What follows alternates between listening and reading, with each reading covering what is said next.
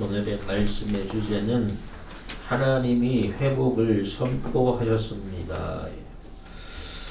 오늘 말씀을 통해서 우리에게 소망이 되시는 하나님의 은혜와 긍휼을 깨닫는 여러분 되시기를 바랍니다. 하나님의 은혜와 긍휼은 예수 그리스도를 통해서 예수 그리스도의 십자가에 피 흘리신 사랑을 통해서 우리에게 실현되었음을 믿으시기 바랍니다. 우리가 하나님 앞에서 심판 앞에서 죽을 수밖에 없었던 죄인이에요. 그럼에도 불구하고 하나님께서 우리를 불쌍히 여겨주셨습니다. 죄에서 돌아오라고 말씀하시고 또 예수 그리스도의 십자가의 구원을 통해서 우리에게 회복을 약속하신 것이에요. 오늘 본문 말씀이 증거하는 것이 심판받을 만한 이스라엘, 또 우리에게 하나님이 소망이 되시고 우리에게 회복을 선포하신 것을 증거하고 있는 것입니다. 이사야 말씀을 우리가 보면 이사야 말씀이 대체로 어떤 말씀입니까? 하나님의 심판의 말씀이에요. 하나님을 멀리하고 또 하나님을 떠난 백성, 회개하지 않는 백성에 대해서 하나님이 심판하시겠다는 것입니다. 그런데 하나님은 심판만 선언한 것이 아니에요. 심판만 선언했더라면 우리가 하나님 얼마나 두렵고 무섭습니까? 그런데 하나님이 심판만 선언한 것이 아니라 이사야 선지자를 통해서 오늘 본문 말씀과 같이 회복을 약속하신 줄 믿으시기 바랍니다. 구원을 약속하신 것이에요. 왜 그렇습니까? 하나님이 이스라엘은 약속된 백성이기 때문에 그래요. 사랑하는 여러분, 우리도 하나님의 약속된 백성임을 믿으시기 바랍니다. 우리가 예수 그리스도를 믿음으로 말미암아 하나님의 새 언약 백성이 되었어요. 그래서 우리에게도 오늘 이 본문 말씀, 회복의 말씀이 적용되어지는 줄 믿으시기 바랍니다. 하나님께서 우리에게 회복을 약속하신 것이에요. 그 소망의 하나님, 그 약속의 하나님을 믿으시고 주님 앞에 온전히 순종할 수 있는 여러분 되시기 바랍니다. 오늘 본문 말씀은 뭐예요? 하나님이 어떠한 상황에 있는 자에게 회복을 약속하셨습니까? 1절 말씀 보면 전에 고통받던 자들에게는 흑암이 없으리로다. 옛적에는 여호와께서 스불론 땅과 납달리 땅이 멸시를 당하게 하셨더니 후에는 해변길과 요단 저쪽 이방에 갈릴리를 영화롭게 하셨느니라 라고 말씀하셨어요. 고통받는 자들에게 흑암이 없어진다는 거예요. 또 영화롭게 하신다는 것이에요. 사랑하는 여러분, 하나님의 회복은 전에 고통받던 자에게 흑암이 없어진다는 말씀인 줄 믿으시기 바랍니다. 이 이사야 선지자가 이 말씀, 주님의 회복의 말씀을 전할 때에 남유다는 엄청난 어려움을 겪고 있었어요. 어떤 어려움이냐면 외세의 침략으로부터 엄청난 혼란과 고통에 빠져 있었습니다. 북이스라엘과 아람 연합군의 공격에 의해서 고통받고 있었어요. 요즘 시대를 살아가는 우리는 전쟁에 대해서 잘 알지 못합니다. 오늘 TV만 봐도 우크라이나 전쟁 이야기가 얼마나 많이 나오는지 몰라요. 러시아의 공격에 의해서 마을이 파괴되고 아파트가 파괴되고 사람이 죽어가고 또 군인들이 마을로 쳐들어가서 민간인들을 학살하는 그런 이야기를 우리가 볼 때는 참으로 안타깝게 생각이 됩니다. 그런데 우리가 그것을 실제로 겪어보지 못했기 때문에 그 고통을 잘 알 수가 없어요. 당해본 사람만이 알 수 있는데 그 고통을 우리가 알 수가 없습니다. 그런데 하나님께서는 어떤 하나님이에요? 고통받는 자들의 그 고통을 다 아시고 이해하시는 하나님이신 줄 믿으시기 바랍니다. 하나님이 우리의 고통도 다 아셔요. 그래서 하나님은 하나님의 긍휼을 거두어 들이시지 않으시고 은혜와 사랑을 베풀어 주신 줄 믿으시기 바랍니다. 내가 아닌데 남이 나의 고통을 알 수가 있어요? 내 사정과 내 형편과 내 처지를 누가 이해할 수가 있어요? 사람은 알 수 없지만 하나님은 다 아시는 줄 믿으시기 바랍니다. 출애굽기 3장 7절에서 8절 보면 여호와께서 이르시되 내가 애굽에 있는 내 백성의 고통을 분명히 보고 그들의 감독자로 말미암아 부르짖음을 듣고 그 근심을 알고 라고 말씀하고 있어요. 이스라엘이 애굽에서 종살이했을 때에 하나님께서 그 백성들의 고통을 보셨다는 것이에요. 고통 가운데 있는 백성들의 부르짖음을 들으셨다는 것이에요. 그들의 염려와 근심을 아셨다는 것이에요. 그래서 하나님께서 어떻게 하셨어요? 불쌍히 여기신 거예요. 그들을 애굽에서 건져내 주신 것이에요. 사랑하는 여러분, 우리가 고통당하고 있을 때에, 우리가 아파하고 있을 때에, 또 내가 염려되고 있을 때에 다른 사람은 알지 못해도 하나님은 다 아신다는 것이에요. 여러분, 그러므로 우리는 더 소망의 하나님을 바라봐야 하는 줄 믿으시기 바랍니다. 하나님만이 나의 고통과 나의 아픔과 나의 염려와 그 모든 것을 다 이해하시고 아시고 해결해 주실 수 있는 하나님이기 때문에 우리는 그 하나님을 바라봐야 되는 것이에요. 사랑하는 여러분, 날마다 소망의 하나님을 바라보시기 바랍니다. 하나님만이 우리의 유일한 소망이 되심을 믿으시고 하나님 앞에 부르짖는 여러분 되시기를 주님의 이름으로 축원합니다. 열왕기 20장에 보면 히스기야가 죽게 되었어요. 그러자 히스기야가 기도를 합니다. 통곡을 합니다. 그런데 하나님께서 히스기야의 기도를 들으셨어요. 그 눈물을 보셨어요. 그래서 그 생명을 15년을 연장시켜 주셨잖아요. 하나님은 우리의 고통과 아픔과 눈물을 보시는 하나님이신 줄 믿으시기 바랍니다.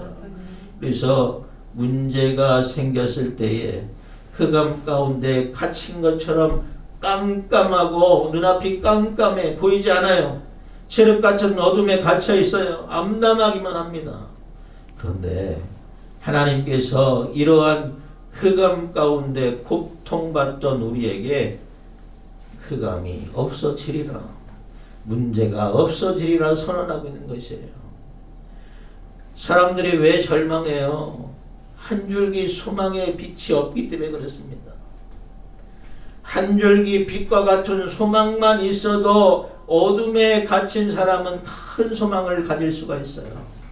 근데 하나님의 말씀을 하십니다. 우리에게 말씀을 하셔요. 그 하나님의 말씀을 들으시기 바랍니다. 하나님의 말씀이 우리에게 소망이 되는 줄 믿으시기 바랍니다. 하나님 말씀은 뭐예요? 우리에게 길이 돼요. 진리가 돼요. 생명이 돼요. 우리가 그 말씀을 떠나서는 살 수 없는 사람들이에요. 날마다 하나님 말씀을 잘 들으시고 그 말씀 가운데 소망을 찾는 여러분 되시기 바랍니다. 그러면 하나님께서 우리의 길을 어떻게 하신다는 거예요? 영화롭게 하신다는 것이에요.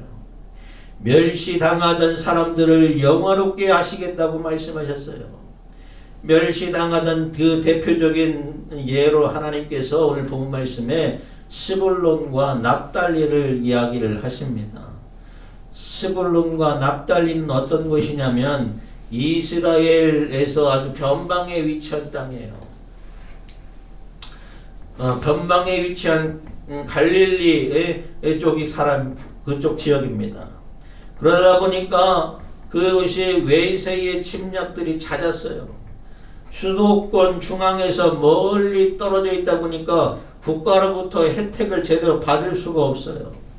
외세의 침략이 많고 하다 보니까 그곳에 거주하던 사람들이 그야말로 시도 때도 없이 외침을 당하고 날마다 고통과 슬픔의 나날을 보냈다는 것입니다. 그런데 하나님께서 뭐라고 말씀하시냐면 그 땅의 거민들을 영화롭게 하시겠다는 것이에요. 어떻게 영화롭게 하냐면 예수 그리스도의 나타나심으로 나사렛에서 태어나신 예수님이 자란 곳이 어디냐면 가버나움입니다. 가버나움이 바로 스불론과 납달리 지역을 말하는 것이에요. 또 예수님께서 활동하시던 지역이 어디입니까? 갈릴리 지역이에요. 예수님께서 복음을 전하실 때에 갈릴리 지역에서 복음을 전하시고 또 병든 자를 고쳐주시고 주로 활동하던 지역이 이 스불론과 납달리 지역, 나사렛 갈릴리 지역을 말하는 것이에요. 복음의 빛, 은혜의 빛, 소망의 빛이 드리워진 곳이 바로 스불론 땅, 납달리 땅, 해변길과 이방의 갈릴리를 말하고 있는 것입니다. 이 말씀을 우리가 역사적으로 봤을 때 이러하지만 우리가 영적으로 보면 어떻습니까? 예수님을 만나기 전 인생의 모습이 바로 사단과 흑암과 어둠의 권세, 공중 권세 잡은 사단 마귀의 괴계의 사람이 힘을 없앨 수 없는 그러한 모습과 마찬가지라는 것이에요.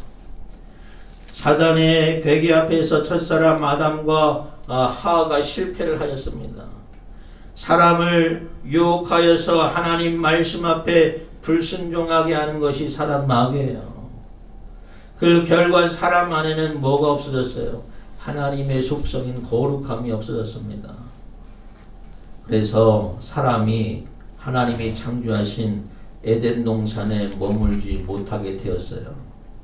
사랑하는 여러분, 사단은 지금도 우리가 하나님 앞에서 거룩함을 회복하지 못하게 회방하는 줄 믿으시기 바랍니다. 우리가 영적인 눈으로 지각해야 돼요. 무엇이 우리를 하나님을 사랑하게 하는 것을, 우리가 무엇을 하나님께 순종하게 하는 것을 회방하게 하는지 그것을 영적인 정체를 파악할 수 있는 여러분 되시기 바랍니다. 사람이 문제가 아니라 그 사람을 괴롭히는 영적인 문제가 있는 것이에요. 사단은 영적으로 우리를 공격하고 있어요. 세상 문화를 보면 사단의 문화와 마찬가지예요. 철학과 사상과 풍조와 유행을 통해서 우리를 공격하고 있는 것이 바로 사단의 괴계입니다.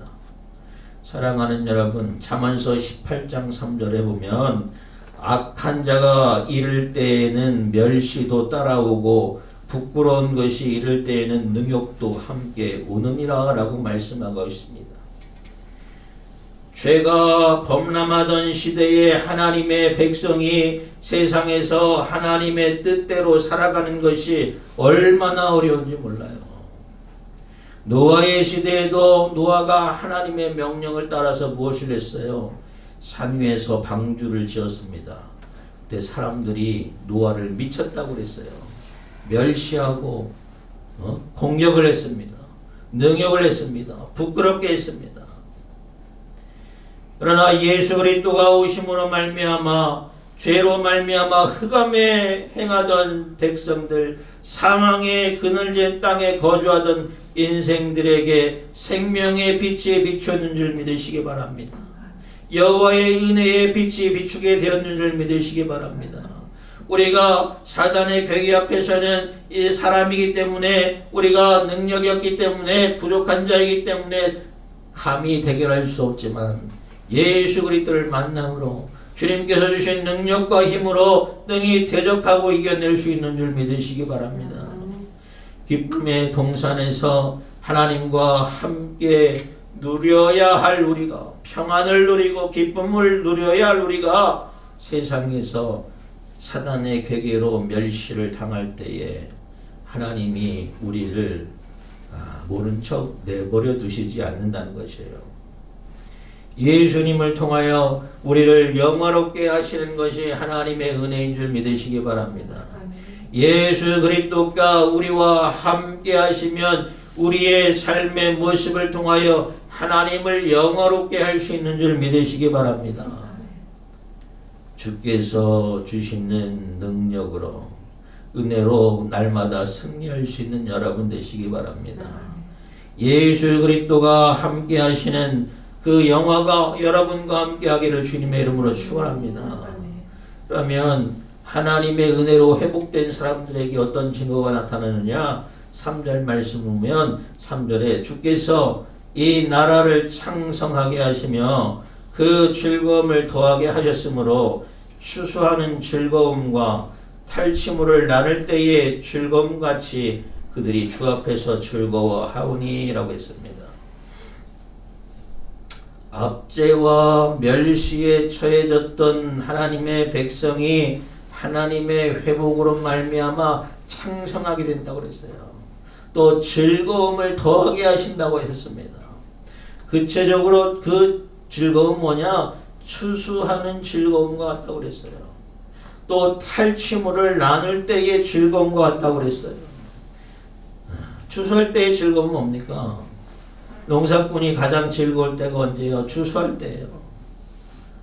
열심히 땀 흘려서 일해서 추수할 때에 그 익은 곡식들과 추수 물품을 봤을 때 얼마나 기쁩니까? 그런데 땀 흘려 일해도 일한 만큼 추수하지 못할 때는 낙심하고 절망하고 그럴 때가 있어요.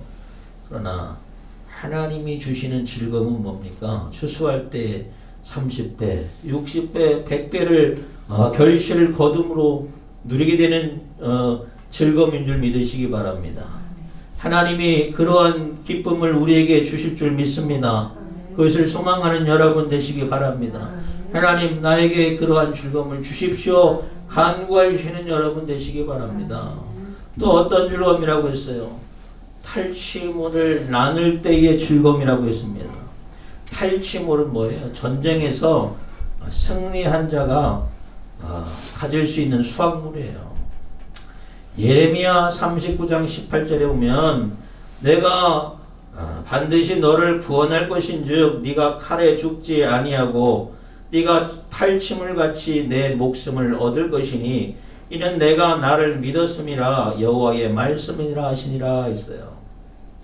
하나님께서 풍성하게 추수하게 하시고 또 하나님께서 전쟁에서 상하거나 죽지 않게 하시고 탈취물을 얻게 하신다는 것이에요. 그것이 무엇으로 가능하느냐? 하나님의 은혜로 말미암는다는 것입니다. 사랑하는 여러분, 하나님께서 우리에게 주시지 않으면 우리가 아무것도 얻을 수 없는 줄 믿으시기 바랍니다.